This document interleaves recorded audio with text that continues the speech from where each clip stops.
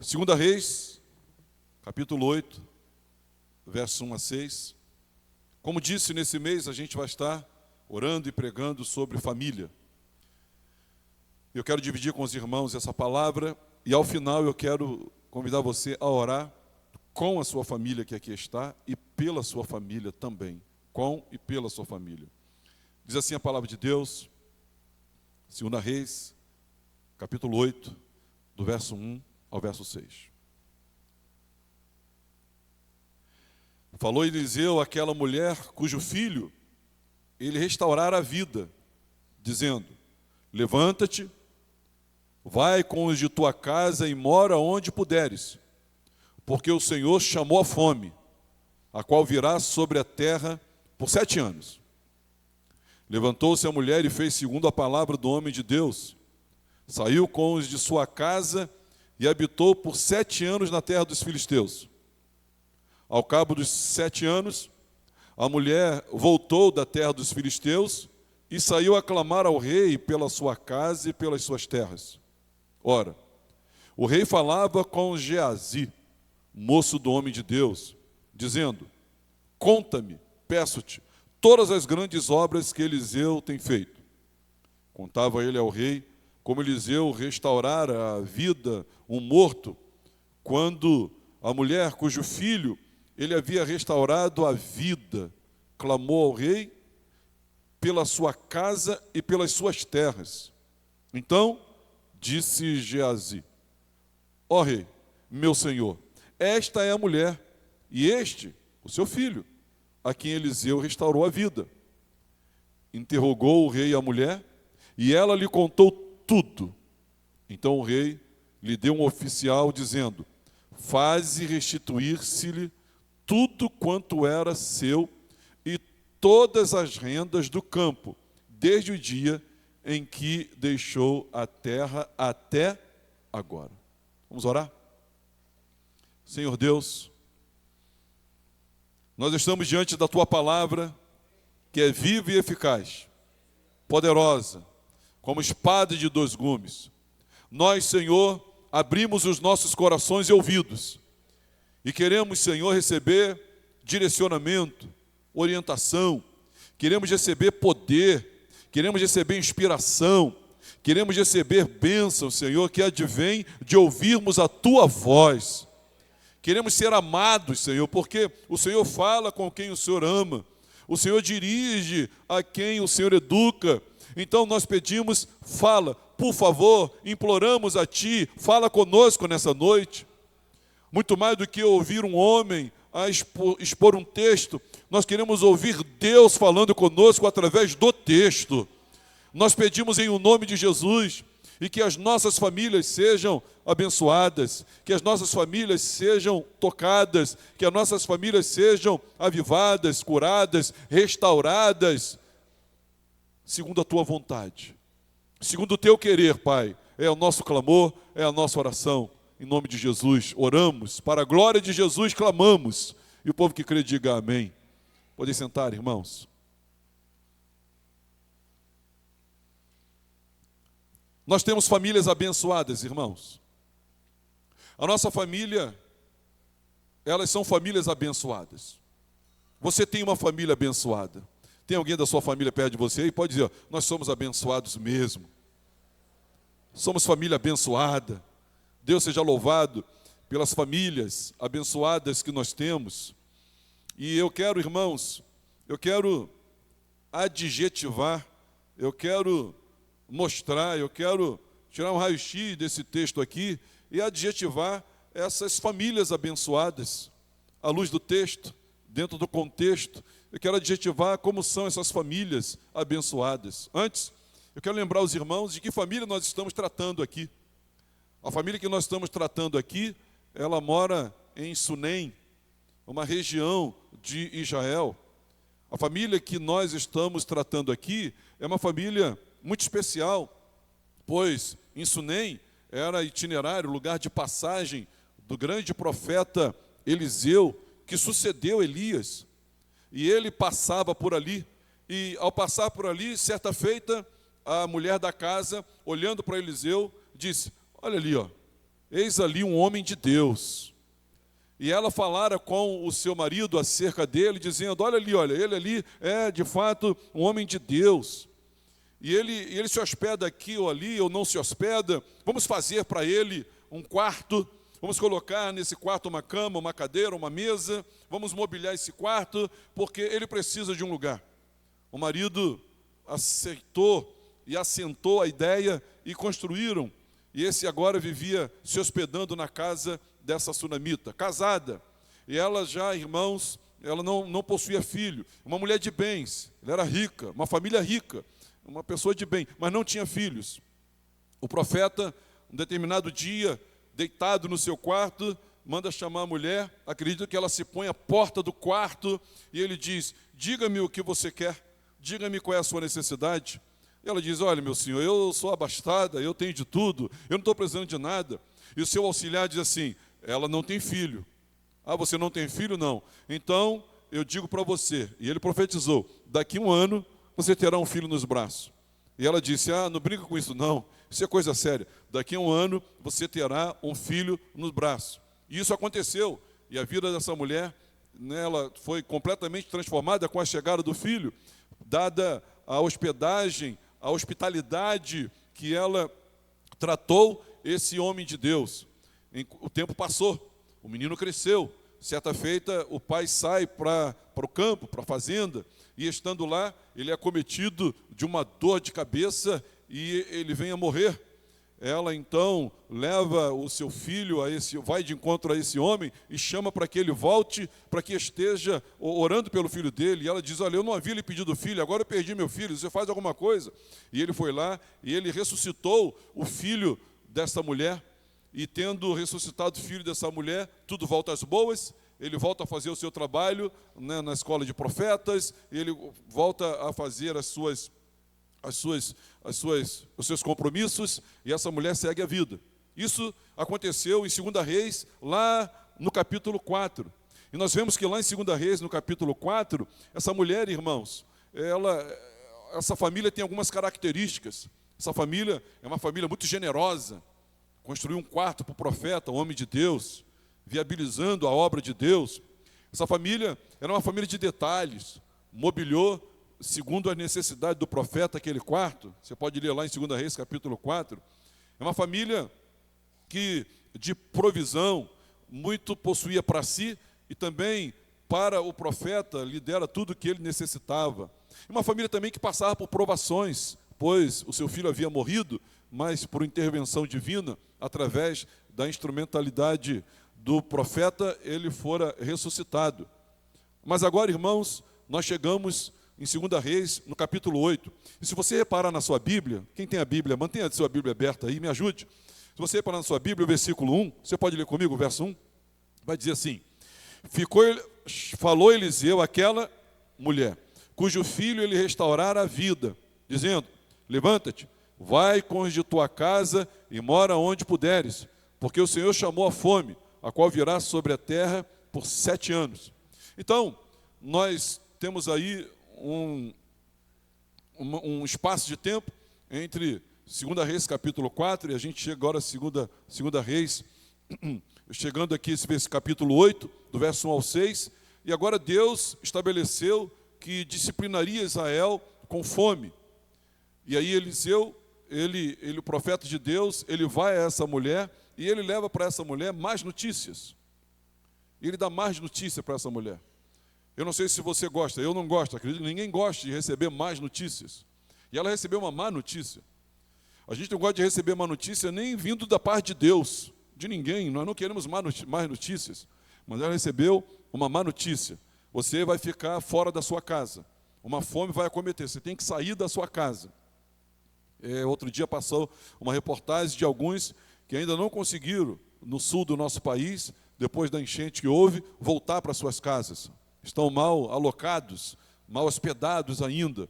Nós tivemos algumas situações aqui na nossa região serrana, onde pessoas perderam suas casas. Nós tivemos chuvas em Magé, onde, né, a autoridade civil ele desqualificou, desabonou algumas casas e teve que tirar pessoas dali.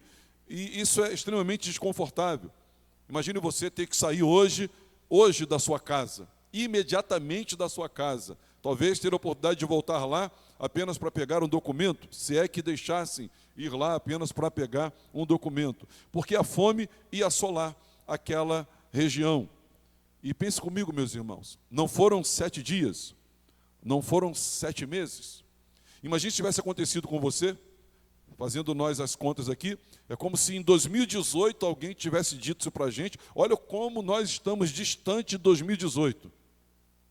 2018 até 2025, e nós teríamos aí 7 anos, e você fora de casa, e você fora da sua terra natal, e você distante, porque a fome se estabeleceu. Falou Eliseu àquela mulher, cujo filho ela restaurara a vida, dizendo: levanta-te, vai, conde tua casa e mora onde puderes, porque o Senhor chamou a fome, a qual virá sobre a terra por 7 anos. E ela recebera esse anúncio, esse comunicado, como graça de Deus, livramento de Deus, para que ela não sucumbisse junto com a sua família àquela fome e viesse, de fato, ou a morrer ou a perder completamente tudo. Eu quero hoje falar sobre famílias abençoadas. E essa aqui é uma família abençoada. Ela é uma família abençoada porque Deus fala com ela. Famílias abençoadas são famílias que Deus fala. Deus fala com a sua família? A sua família ouve a voz de Deus? Pois bem, famílias abençoadas são famílias essas que Deus fala com elas. O texto começa dizendo: falou Eliseu àquela mulher. O nosso Deus é um Deus que está vivo e Ele fala com a família, Ele fala conosco. Eu não sei qual é a ideia que você tem de uma família abençoada, mas à luz do texto, eu entendo que uma família abençoada é uma família que Deus fala. E a minha oração é que nesses domingos à noite nós estaremos orando pelas famílias, pregando sobre família, que Deus fale à sua família, que Deus fale ao seu coração. Porque quando Deus fala, meus irmãos, Deus não dá uma informação, Deus dá um poder, Deus dá uma direção, Deus dá uma bênção, Deus cria coisas onde não existe. Quando Deus fala, milagres acontecem. Quando Deus fala, restauração, libertação, cura acontece. Onde não há caminho, o caminho se abre. Quando Deus fala, o sol para. Quando Deus fala, meus irmãos, a chuva volta ou ela cessa. Quando Deus fala, milagres acontecem. Uma família abençoada é uma família que Deus fala. E a minha oração é que Deus fale com você, fale com a minha família, fale com a sua família, nesses dias que nós estaremos pedindo ao Senhor, fala conosco. Você pode dizer isso? Você pode orar comigo? Fala comigo, Senhor. Fala conosco, Senhor. Uma família que Deus fala. E olha, irmãos, é uma família que Deus fala. Agora, uma família abençoada, ela passa por desafios. Uma família abençoada é uma família que passa por desafios. Uma família abençoada, ela passa por problemas. Uma família abençoada passa por dificuldades. Os problemas, desafios, dificuldades, eles não estão dizendo que você não é uma família abençoada. Não, uma família abençoada passa por problemas. Nós não somos poupados das lutas, mas nas lutas. As dificuldades, meus irmãos, não são a ausência da presença de Deus. O fato de você estar atravessando uma dificuldade não quer dizer que Deus está ausente. Quer dizer que você é uma família abençoada, porque Ele fala conosco enquanto nós entramos em dificuldade, quando vamos entrar em dificuldade, Deus é poderoso para falar conosco. Ainda na dificuldade, Ele tem uma orientação para nós. Não se esqueça que Ele é o guia, Ele é o pastor, Ele é o nosso redentor, Ele é o nosso orientador, Ele é o arrimo da nossa sorte, Ele guia a gente, então Ele tem orientação como lidamos. Assim como essa mulher foi instruída a como lidar, como ela lidou com a dificuldade e como nós vamos lidar com a dificuldade. Nós vamos olhar para esse texto e entender que famílias abençoadas passam por desafios. Não os estranhe. Eles fazem parte para o nosso aperfeiçoamento, aprimoramento da fé, para a nossa maturidade, para a nossa maturação, para nós nos enraizarmos mais como servos de Deus. As provações, elas fazem parte da vida. Tiago fala sobre isso, Pedro fala sobre isso, Paulo, o próprio Senhor Jesus deixou isso claro para mim e para você também. Agora, perceba no texto, aí na sua Bíblia, algo interessante. Olha o que ele diz. Falou Eliseu àquela mulher, cujo filho ele restaurara a vida, dizendo: levanta-te, vai com os de tua casa, repete comigo, mora onde puderes. Meus irmãos, famílias abençoadas, elas passam por desafios. Mas famílias abençoadas, elas praticam contentamento. É interessante, não onde, vai e mora onde você quiser. Não, mora onde você puder. Em meio às lutas, dificuldades, tribulações, existe uma diferença gritante entre o que se quer e o que se pode. E o profeta não disse, e ela tinha posses, vai e mora onde você quiser. Não, onde você puder. A crise havia se estabelecido, dali ela teria que sair, não mais na sua terra própria, não mais na sua casa própria, agora em terra distante, terra estrangeira. E essa capacidade, essa capacidade de se adaptar, essa adaptabilidade, ela era rica. Alguns de nós crescemos um pouco no nosso padrão de vida, e aí nós desaprendemos e não temos mais contentamento. Não sabemos mais retroceder, não sabemos mais isso, não sabemos mais aquilo, pois já não temos mais a necessidade de viver aquém do que estamos vivendo hoje, e aí não sabemos nos adaptar. Essa mulher não. Havia contentamento ali. Nós gostamos de fazer o que queremos, não o que podemos. E essa família, vocês vão se adaptar. Não vai ser igual a casa de vocês. Provavelmente possuía uma casa ampla, provavelmente recurso de sobra, provavelmente, mas isso tudo se perdeu, até porque eles não tinham dinheiro no banco. As riquezas que essas pessoas normalmente tinham vinham da pecuária, vinham da agrária. Então, se chegou a fome, nem pecuária e nem agrária, nada disso. Então, não tinha recurso guardado. E aí ela perde tudo, e ela sai. Você vai ver que ela perdeu tudo. Na verdade, você já leu, né, que ela perdeu tudo. Nos versos 3, 4 e 5, você vai ver que ela perdeu tudo e ela vai procurar isso diante do rei. Portanto, contentamento. Então, famílias abençoadas passam por lutas, dificuldades, mas famílias abençoadas, elas praticam o contentamento. O apóstolo Paulo disse assim, eu aprendi a viver contente em toda e qualquer situação, tanto sei ser humilhado como honrado. Eu sei passar necessidade como abundância. Em todas essas coisas, eu sou mais que vencedor, eu posso tudo naquele que me fortalece. Então, perceba que famílias abençoadas, elas têm contentamento. Elas sabem se contentar. Quando tem muito, quando tem pouco, quando não tem nada, há contentamento. E essa mulher, essa casa, essa família estava agindo assim. O texto clarifica isso para nós, explicita isso para nós. Você consegue ver isso aí comigo, em nome de Jesus. Terceiro lugar, perceba aí, o verso 2. A igreja pode ler o verso 2 na sua Bíblia? Aí na sua Bíblia. Verso 2, você pode ler? Levantou-se a mulher e fez segundo a palavra do homem de Deus. Saiu com os de sua casa e habitou por 7 anos na terra dos filisteus. Uma família abençoada, ela ouve a voz de Deus. Uma família abençoada, ela passa por provas. Uma família abençoada, ela pratica contentamento, ela tem contentamento. Ela tem essa qualidade, essa virtude do contentamento. E uma família abençoada, meus irmãos, é uma família que obedece. É uma família obediente. O texto vai dizer, em primeiro lugar, que ela obedeceu. Em segundo lugar, vai dizer que ela obedeceu segundo a palavra de Deus. Em terceiro lugar, vai dizer que ela obedeceu no tempo de Deus. No tempo de Deus. Eu não sei se você se dá conta, mas o texto vai dizer que essa mulher ela se assentou para falar com ele. E no versículo número 1, falou Eliseu àquela mulher, cujo filho ele restaurara a vida, dizendo, levanta-te e vai com os de tua casa e mora onde puderes, porque o Senhor chamou a fome, a qual virá sobre essa terra. Verso 2, levantou-se a mulher. Então, ela obedeceu no tempo de Deus, a obediência é imediata. Ela não procrastinou, não, ela não adiou, ela não postergou. Ela foi, imediatamente, ela obedeceu. E ela obedeceu com aqueles que ele mandou. Porque ele foi explícito, ele foi claro. Ele foi detalhadamente o orientador dela. Vai com os teus. E vai agora. Então foi no tempo de Deus, foi com aqueles que ele ordenou. E ela obedeceu até o tempo determinado. Ela não interrompeu. O texto vai dizer que ela saiu, né, por 7 anos. porque a fome duraria 7 anos, e ela obedeceu, irmãos, no tempo determinado. Ou seja, na espera determinada. No segundo sentido, ela obedeceu imediatamente no tempo de Deus. E ela voltou exatamente quando Deus disse que duraria aquela fome. Então perceba, não foi qualquer obediência. Amém, irmãos? Não foi qualquer obediência. É uma obediência completa, integral, é uma obediência cheia, substancial, é uma obediência.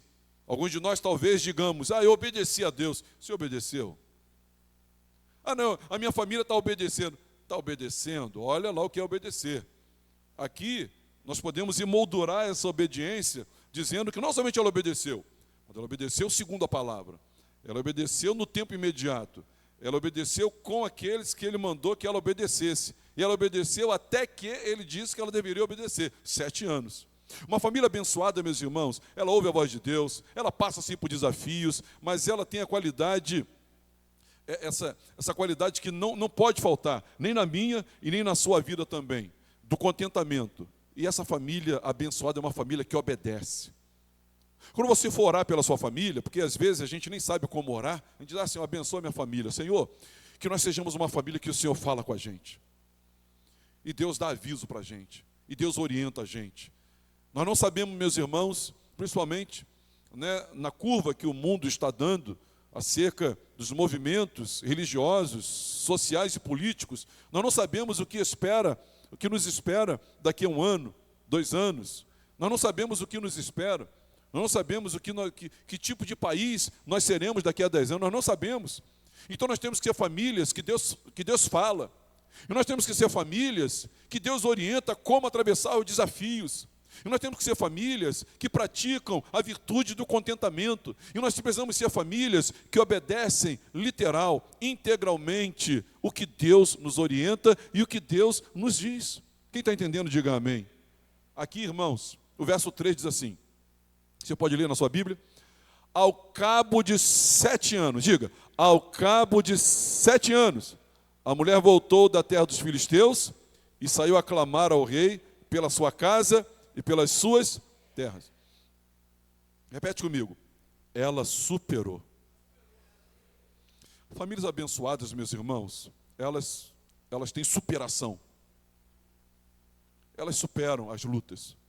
Famílias abençoadas não sucumbem às lutas. Elas superam as lutas. Na verdade, elas saem até mais fortalecidos no final da luta. Famílias abençoadas superam as lutas. E percebo que eles fizeram isso juntos. Entre o verso 2 e o verso 3 se passam 7 anos. E ela estava alocada, ela estava hospedada, ela estava residente lá pelo lado da banda dos filisteus. Lá não havia fome. Em Israel havia fome. O Senhor chamara a fome para Israel. E ela resistiu. Durante 7 longos anos de espera, eles superaram. Meus irmãos, eles superaram. Isso quer dizer o quê? Que, irmãos, se nós somos famílias abençoadas, e nós somos, a verdade é que nós somos por causa de Jesus, nós somos, então, não importa o que passemos, nós vamos superar. Não importa o que você esteja passando, diga para o seu vizinho, você vai superar, meu irmão. Não importa o que, não importa quanto, não importa quão distante, não importa. Nós vamos superar. Vamos superar por quê, pastor? Porque nós somos famílias abençoadas. Nós vamos abençoadas porque, por causa de Jesus, nós somos famílias abençoadas. Nós não somos famílias abençoadas, ponto. Nós somos famílias abençoadas, vírgula. Por causa de Jesus, nós somos famílias abençoadas. Essa promessa que começou lá em Abraão, abençoarei, através de ti, todas as famílias da terra. E essa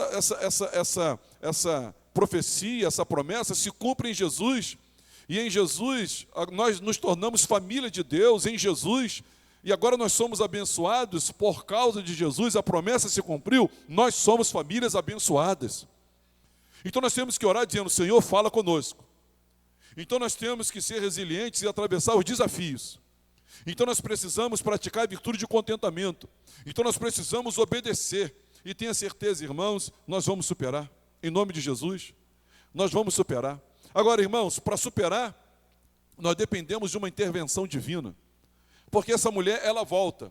Só que ela volta desguarnecida, ela volta falida, ela volta sem os seus bens, ela volta sem nada. Porque ela deixara tudo. E agora tudo, você sabe que na monarquia, tudo pertence ao rei. Tudo que, se alguém tem alguma coisa, era uma concessão que o rei permitia. Então ela perdera tudo, tanto que ela vai até o rei. Você pode rever comigo aí o verso 4 e 5? Olha o que acontece. Olha que interessante o verso 4 e 5. Vamos ler juntos? Ora, o rei falava a Geazi, moço do homem de Deus, dizendo: conta-me, peço-te, todas as grandes obras que Eliseu tem feito. Contava ele ao rei como Eliseu restaurara a vida a um morto, quando a mulher cujo filho ele havia restaurado a vida, chamou ao rei pela sua casa e pelas suas terras. Então dizia Geazi: ó rei, meu senhor, esta é a mulher, este é o seu filho, a quem Eliseu restaurou a vida. Meus irmãos, e agora é por isso que eu quero orar nessa noite. Esse item aqui é um item que a gente vai orar hoje. Eu quero chamar isso de divina condução. Pode repetir isso para mim? Divina condução? Divina condução. A divina condução é a maneira que Deus lida, abençoando vidas e famílias, conduzindo as cenas, conduzindo e cruzando as histórias, cruzando as coisas, fazendo as coisas acontecerem. Preste atenção, nós temos aqui duas cenas concomitantes, duas cenas paralelas acontecendo.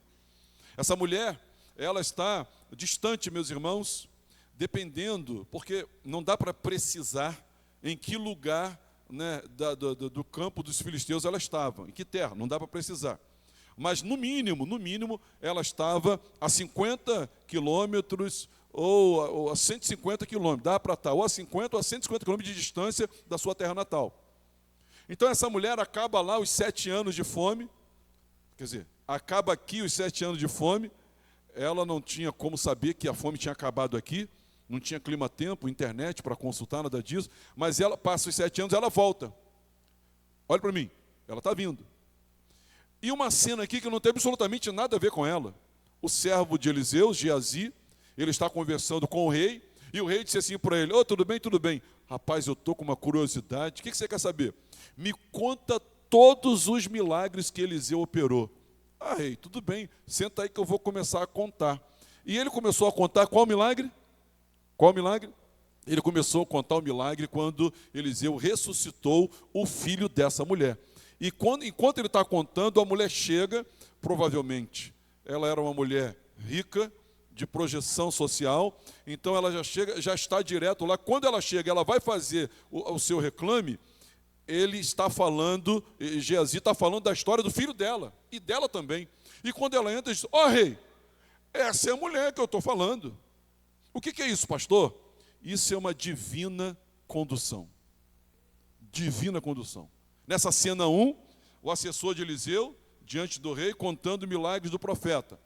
Na cena 2, que acontece, ela se une, a mulher acaba de chegar diante do rei para pedir as suas terras e as suas posses. Meus irmãos, uma família abençoada é uma família que Deus fala. Uma família abençoada, ela é uma família que ela pratica a arte, a virtude do contentamento. Uma família que Deus abençoada é uma família, meus irmãos, que obedece. Uma família abençoada é uma família que, além de obedecer a Deus, além de praticar a virtude, é uma família de superação.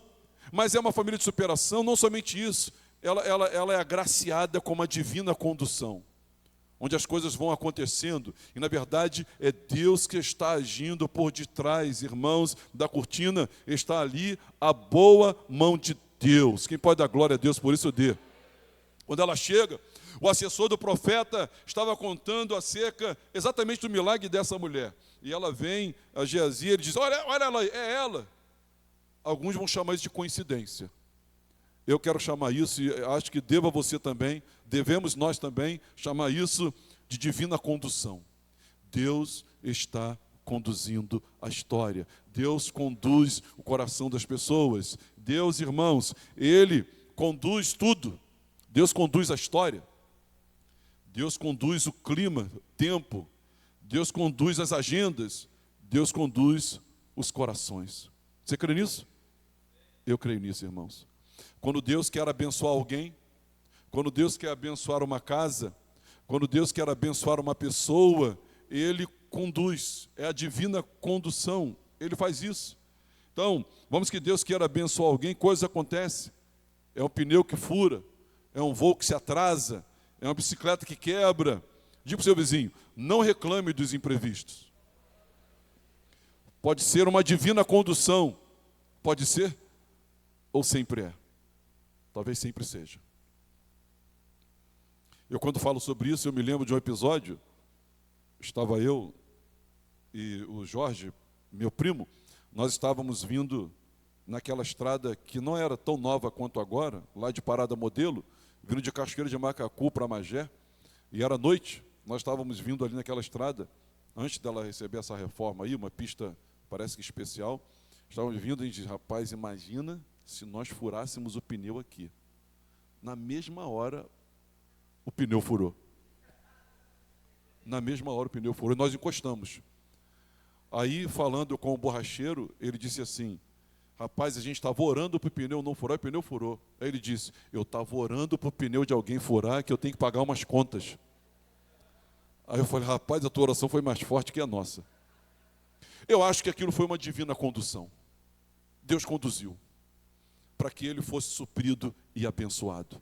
Eu creio que Deus, irmãos, Ele exerce a divina condução milhões de vezes nas nossas vidas, trilhões de vezes nas nossas vidas, porque famílias abençoadas dependem disso, desses encontros, desses desencontros, dependem disso, porque imagine você, era tantas pessoas chegando de volta, depois desse período de fome, para reclamar com o rei, essa mulher consegue ter acesso, e quando ela tem acesso para fazer, estão falando dela. Então, o caso dela, o processo dela, é tomado de uma forma completamente diferente e especial, porque o rei disse, tem algo de sobrenatural aqui, você está me falando dela, ela acabou de chegar, eu tenho que devolver para essa mulher o que é dela. E o texto vai dizer, meus irmãos, que essa mulher, ela é restituída. Sunem, irmãos, localizado nessa região, né, de Isacar, ele estava distante 80, 150 quilômetros dali. Mas ela reconhecia, irmãos, que Deus controla os céus.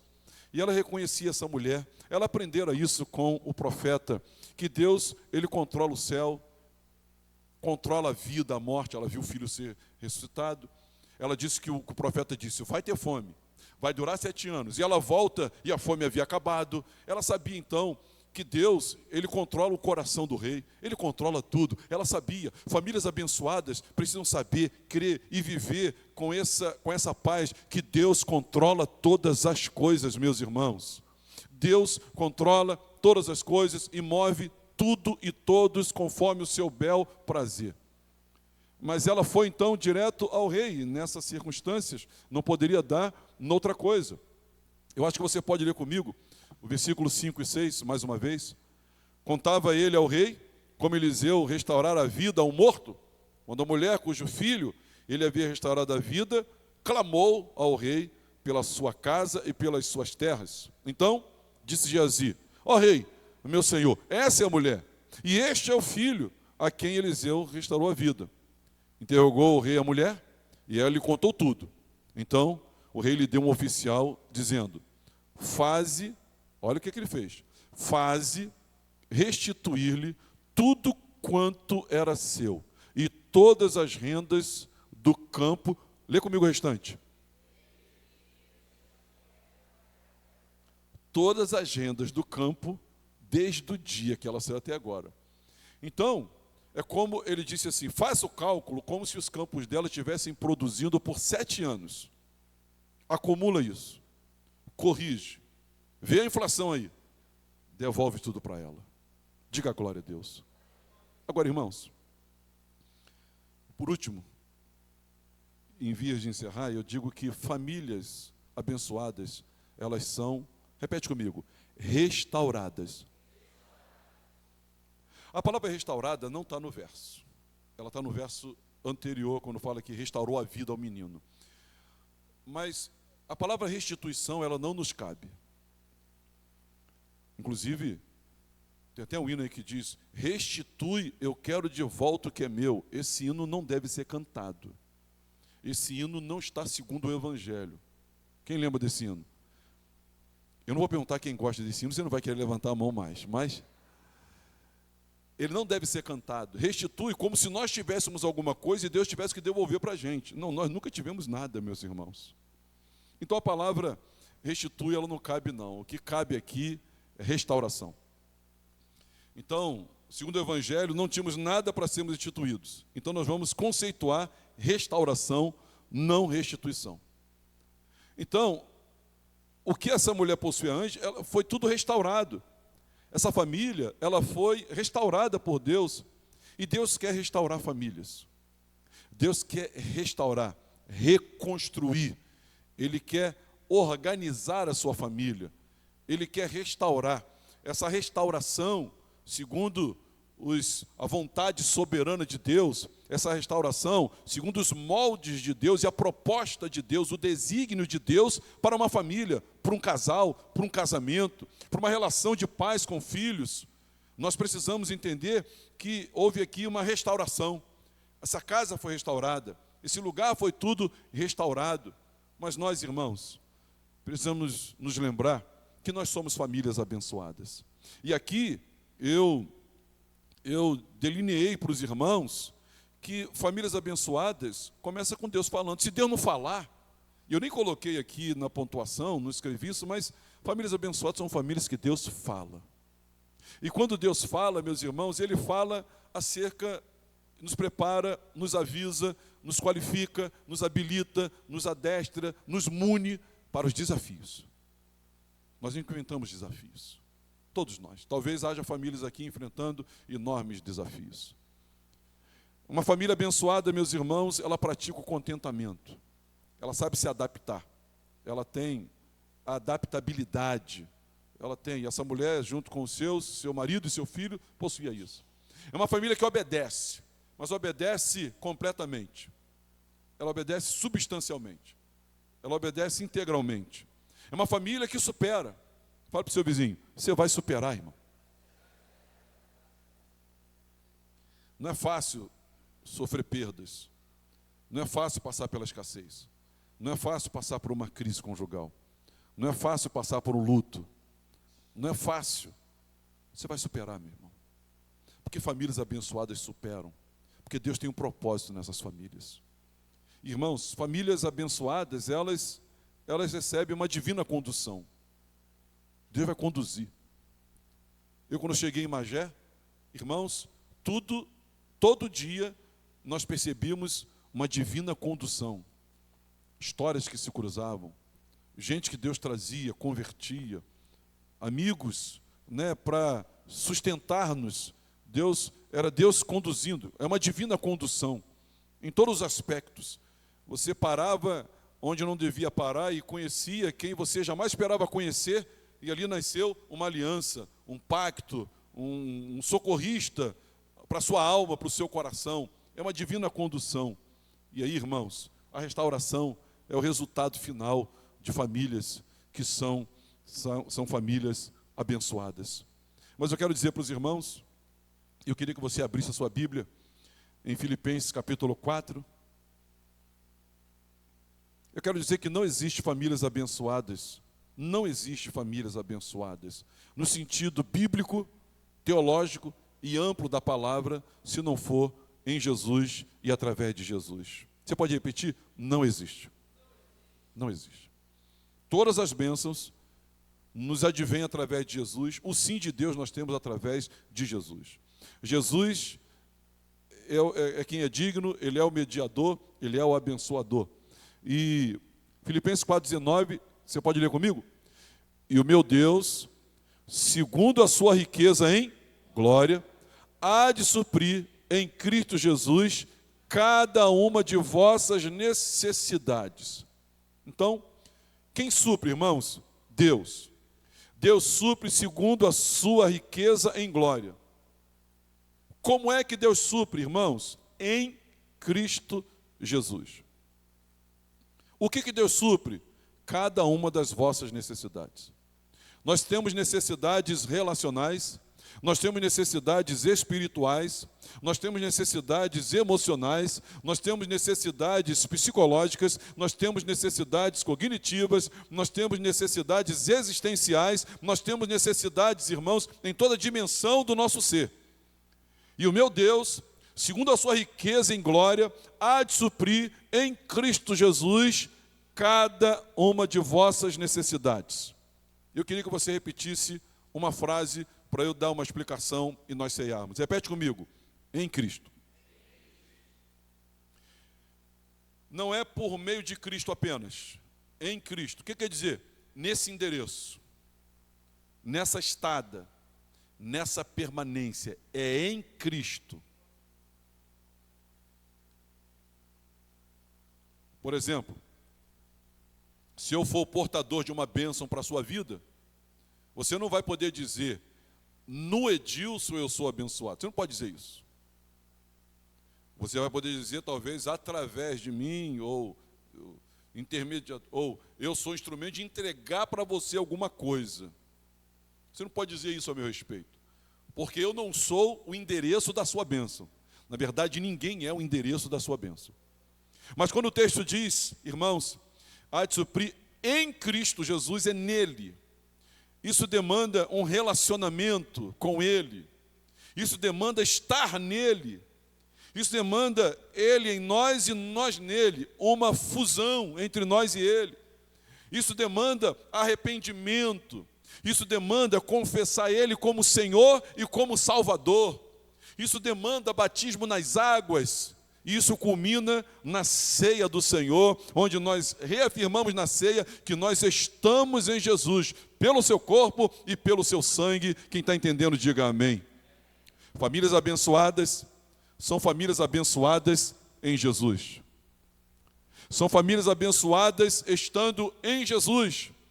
Para a sua família ser abençoada, a primeira preocupação que eu e você temos que ter, o primeiro item que você tem que colocar na sua lista é que a minha família esteja em Cristo, em Jesus. Não apenas que o conheça, mas esteja nele. Não apenas que cante corinho para ele, mas que esteja nele, em Cristo Jesus. E o meu Deus, segundo a sua riqueza em glória, há de suprir em Cristo Jesus, nele, cada uma de vossas necessidades. Essas são e essas sempre serão famílias abençoadas. Quem tem uma família abençoada aqui, diga amém. Que o seu casamento esteja em Cristo. Você pretende casar um dia? Que seja em Cristo. Você quer ter filhos e criá-los? Crie em Cristo. Você quer que a sua família seja abençoada? Então que ela esteja em Cristo.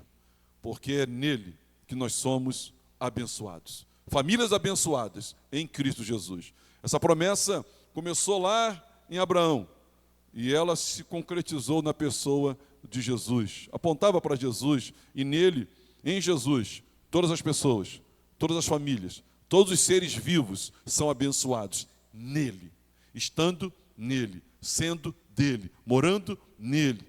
Isso demanda relacionamento.